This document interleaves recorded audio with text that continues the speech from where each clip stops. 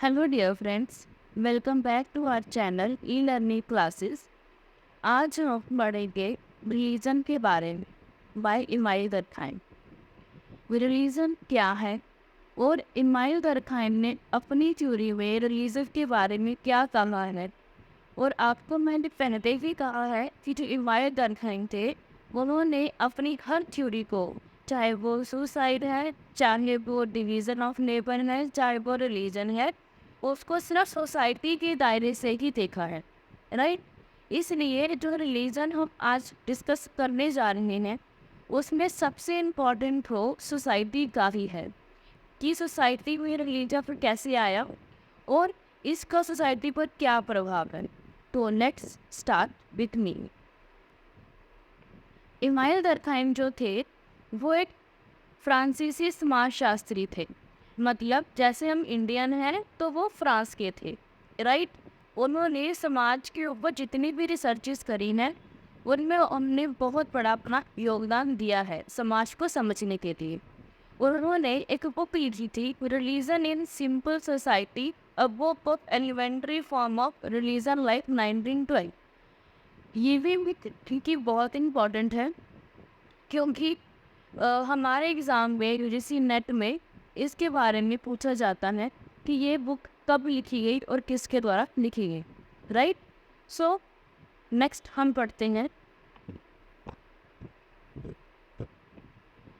जो उनकी रिलीजन की थ्योरी थी ना, तो वो डार्विन के जो प्रिंसिपल थी उसके ऊपर आधारित थी।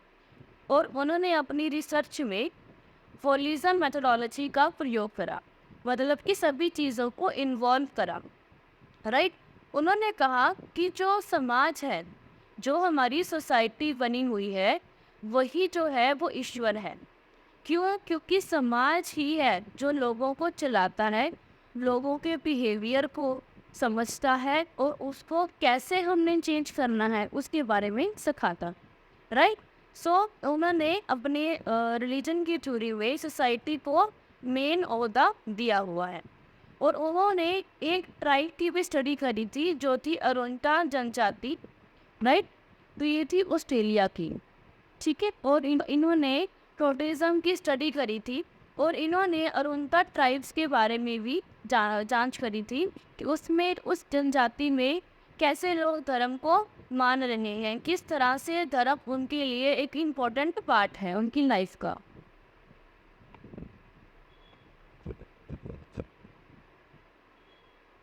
दरखीम ने धर्म को ह्यूमन लाइफ का एक फंडामेंटल एस्पेक्ट बताया है कि जो ह्यूमन है वो धर्म के बिना नहीं रह सकता।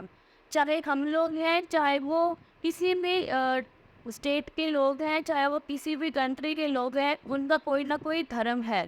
क्योंकि सभी लोग ये मानते हैं कि जो धर्म है वो जोड़ता है और इसी के कारण हमारे समाज में एकजुटता आती है और सामूहिक चेतना, मतलब हम एक दूसरे के प्रति कॉन्शियसनेस की भावना हमारे बीच आती है और एक सोशल ऑर्डर बना रहता है धर्म के कारण। क्योंकि धर्म में बहुत सारे रेगुलेशंस, रूल्स, नॉर्म्स, बिलीव्स लिखे होते हैं। अगर हमें एक पर्टिकुलर धर्म को मानते हैं तो उसमें लिखी गई बातों को भी हमें मानना पड़ता है। राइट। इसीलिए जो धर्म है वो सभी लोगों को जोड़कर रखता है।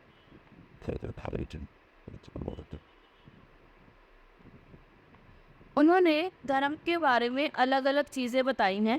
सो लेट्स हम उसको स्टार्ट करते हैं। एक तो है सामाजिक एकजुटता, कि जो धर्म है वो लोगों को आपस में जोड़कर रखने का काम करता है। क्योंकि हम जब एक धर्म को मानते हैं तो उस धर्म में बहुत सारे हम अनुष्ठान करते हैं, हमारे विश्वास होते हैं, हमारी प्रथाएं होती हैं, जैसे व्रत रखना, पाठ पूजा करना, यज्ञ करना। तो वो एक पर्टिकुलर एक रिलीजन की बात होती है। जब बहुत सारे लोग एक ही चीज़ को मानते हैं, करते हैं, तो उसमें एक एकजुटता वाली फीलिंग आती है, मतलब कोहेशन की फीलिंग आती है, अपनेपन की फीलिंग आती है, जिससे क्या होता है कि लोग आपस में कनेक्ट हो पाते हैं और उनका एक बड़े समुदाय, मतलब एक बड़े ऑर्गेनाइजेशन वाली फीलिंग आती है कि हम लोग जो है एक बड़ा ऑर्गेनाइजेशन का हिस्सा हैं। ठीक है। एक होता है सामूहिक उत्साह आना। मतलब एग्जाम्पल के लिए जैसे हम लोग वृंदावन गए, जब मथुरा गए, तो वहाँ पे क्या होता है, सब लोग राधे राधे करते हैं, कृष्ण कृष्ण करते हैं, डांस होता है ना। तो वहाँ पे क्या हो रहा है, एक ही धर्म के लोग हैं, एक ही तरह के मनोभाव वाले लोग हैं, एक ही तरह की सबकी फीलिंग है। तो जब वो एक साथ रहते हैं, डांस करते हैं, राधे राधे करते हैं, तो उसमें एक उत्साह वाली फीलिंग आती है। मतलब एक समूह में हम लोग हैं और हम एक अपने धर्म को त्योहार की तरह मना रहे हैं, राइट। और इससे क्या होता है कि एक जो फीलिंग होती है ना, अपने आप इमोशनल जो एनर्जी होती है वो पैदा हो जाती है, ठीक है। और इसी की वजह से कोहेशन वाली फीलिंग आ जाती है। मतलब कि अपनेपन की फीलिंग, एकजुटता वाली फीलिंग, एकता वाली फीलिंग।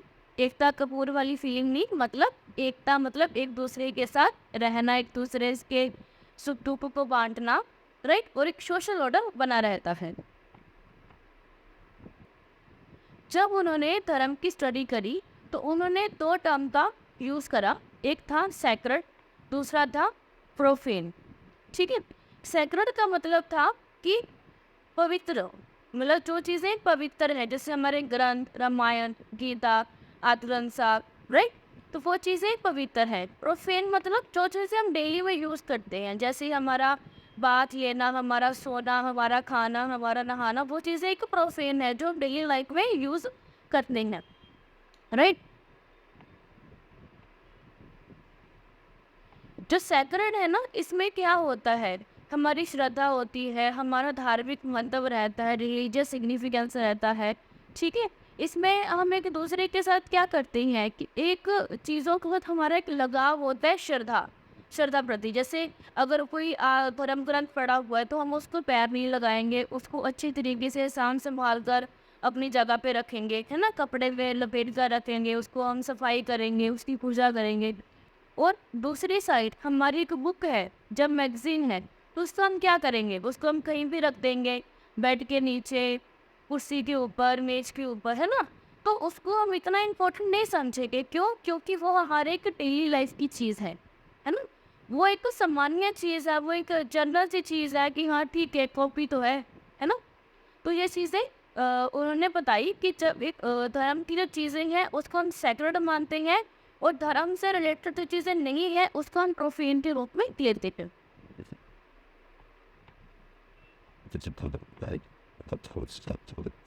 और उन्होंने कहा कि जो धार्मिक मान्यताएं हैं ना, जो रिलीजियस बिलीव्स हैं, वो सैक्रेड के इर्द गिर्द ही घूमती है ना।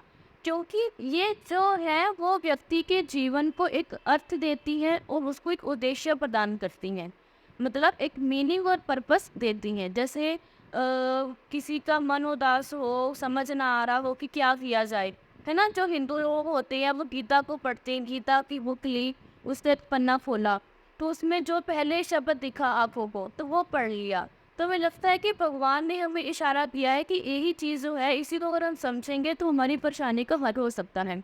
सिमिलर सिखों में होता है कि हम जपजी साहब का पाठ उठा लेते हैं, या रहरा साहब का पाठ उठा लिया, तो उसको कोई भी पेज पलट के देखा रैंडमली, तो उसमें जो भी हमें लाइन मिली उसको हमने पढ़ा, तो हमें ऐसा लगता है कि हमें भगवान ने ही हमारी जो प्रॉब्लम है उसका सल्यूशन बताया गया है।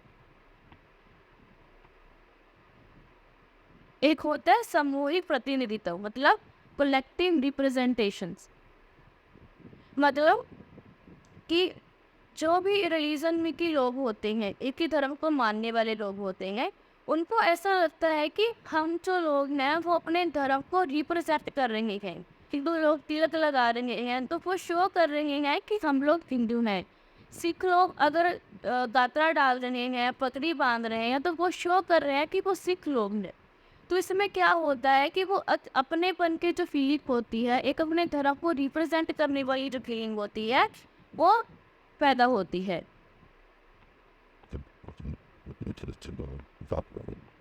जैसे धार्मिक ग्रंथ हो गए, मिथ हो गए, अनुष्ठान हो गए, है ना। तो ये वैल्यूज़ हो गए, हमारी मान्यताएं होगी, नैतिक संहिताएं होगी, तो ये क्या है, ये सारे के सारे एक धर्म को रिप्रेजेंट ही तो करते हैं। धार्मिक ग्रंथ हो गए, कोई गीता पढ़ रहा है तो हमें पता चल जाएगा ये हिंदू लोग हैं, है ना? क्यों? क्योंकि वो चीज़ें जो है वो एक धर्म को रिप्रेजेंट कर रही होती हैं। जो धर्म है वो एक नैतिक मार्गदर्शन करता है कि सच बोलो, झूठ मत बोलो, चोरी मत करो, इसी तरह तो बुराई मत करो, चुगली मत करो, है ना? ध्यान लगाओ, परमात्मा आपके अंदर ही है, बाहर नहीं है ना? ये चीज़ें हर धर्म सिखाता है, राइट? और ये चीज़ें जो हैं ये तो सोशल ऑर्डर को मेंटेन करती है ताकि हमारी सोसाइटी में एकजुटता बढ़े, कोहेशंस बढ़े, राइट? और लोग लोग शांति के साथ रह पाए। शांति मतलब कोई लड़की नहीं, शांति मतलब कि पीसफुली एक दूसरे के साथ रह पाए। जैसे राष्ट्रीय ध्वज हो गया, राष्ट्रीय पुष्प हो गया, गीत हो गए, ग्रंथ हो गए, गीता, रामायण, हाथ ग्रंथ साहब, है ना, कुरान शरीफ। तो ये चीज़ें क्यों हैं? क्यों बनाई गई धर्मों के लोगों ने? क्यों? ताकि जो लोग हैं वो अपने धर्म के बारे में समझे और उसमें लिखी गई बातों को वो अमल के रूप में लेकर आए। जो धर्म है वो समाज को कंट्रोल भी करता है। क्यों? क्योंकि कैसे? सुन, क्यों तो नहीं होगा, कैसे? हम जब किसी भी धर्म को मानते हैं उसमें क्या लिखा होता है कि अपने लोगों के साथ बनाकर रखो, पीसफुली रहो, शांति से रहो, प्यार बनाए रखो, चुगली मत करो, है ना? और सच बोलो, झूठ मत बोलो, अपनी अपने कर्म पर ध्यान दो, कर्म का फल मिलेगा, है ना? तो जो भी हम करते हैं, मतलब जो भी हम करते हैं उसका हमें फल इसी जन्म में मिलेगा, अगले जन्म में कुछ नहीं होता, ठीक है?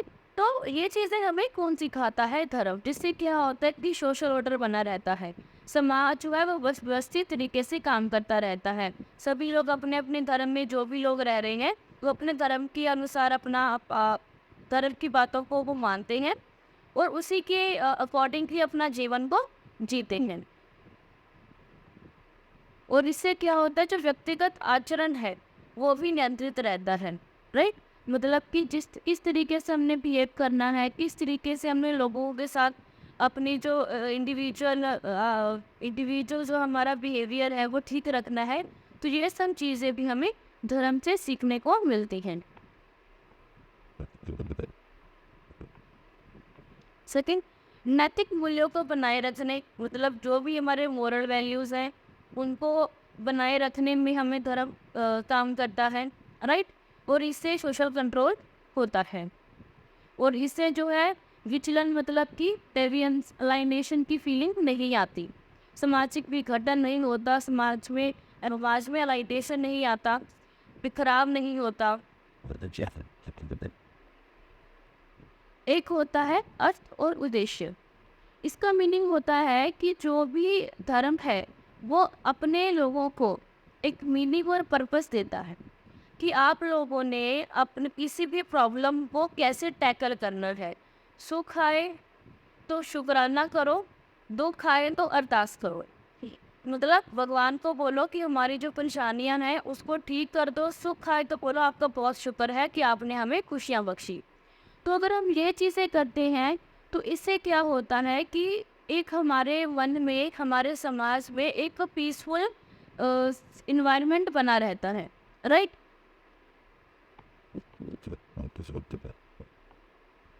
अब इसका प्रतीक भी देख लेते हैं हम कि लोगों ने क्या कहा कि जो दरखिम है उन्होंने अपने रिलीजन की थ्योरी में क्या करा हुआ है।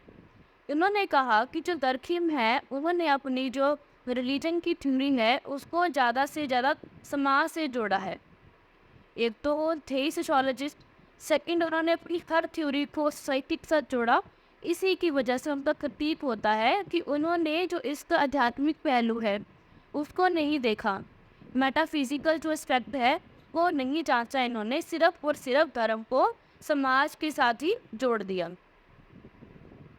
तरकीब है उनका ये कहना था कि जो रिलीजन है वो क्या है, एक सोशल फैक्ट है, सोशल फिनोमिना है, कि वो एक सामाजिक घटना है और ये जो धर्म है वो ही पूरे समाज को बनाए रखता है। एक दरकियों का मानना था कि जो रिलीजन है वो एक सोशल फिनोमिना है, मतलब एक सामाजिक घटना है। क्यों? क्योंकि जो धर्म है वो समाज को जोड़कर रखता है, हमने कई जगह पढ़ा होगा कि जो धर्म है वो जोड़ता है, तोड़ता नहीं।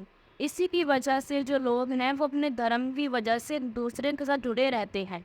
ये चीज़ें उन्होंने अपने रिलीजन की थ्योरी में कही कि जो धर्म है वो सभी को जोड़कर रखता है, समाज को कंट्रोल करता है, हमारा जो बिहेवियर है उसको भी कंट्रोल करता है और हमें एक मीनिंग और पर्पस देता है।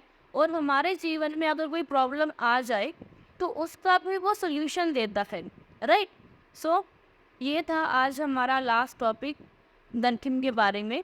कल हम इसकी बुक्स पढ़ेंगे कि उन्होंने कौन सी बुक्स लिखी थी, वो भी हमारे एग्ज़ाम के पर्पस के लिए बहुत इंपॉर्टेंट है।